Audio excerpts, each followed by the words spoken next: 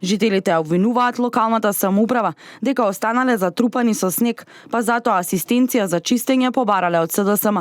Дел од арачиновци сметаат дека ваквиот чин ќе им помогне, но дел од нив сметаат дека чинот е за добивање политички поени и е залуден, бидејќи е јасно дека мандатот за формирање на влада Ѓорги Иванов му го додели на Груевски. Арачиновци раскажуваат дека ги посетил генералниот секретар на СДСМ Оливер Спасовски и екс-министерот за земјоделство Љупчо Николовски.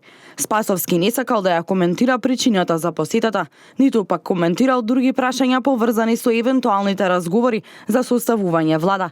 Дел од жителите кои ги дочекаа представниците на СДСМ велат дека разговарале за секојдневните проблеми во селото.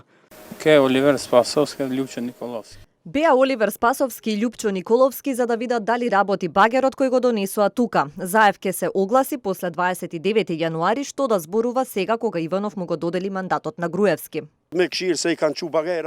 Овде сум 7 зими поред. Никогаш на оваа улица немало багер, но водоводот тука е приоритетното прашање.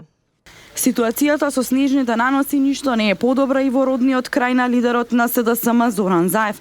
Тротоарите низ Струмица се цели со снег и голомразица, а локалната самоуправа не ги чисти струмичките улици, па граѓаните реагираат дека се оставени сами на себе да се справуваат со снегот и мразот. Потајната средба на лидерот на СДСМ Зоран Заев со лидерот на БЕСА во просториите на трговскиот центар Мавровка, каде што се смесени канцелариите на албанската партија. Ова е прво појавување во јавност на функционери на опозицијата, и тоа токму во Арачиново.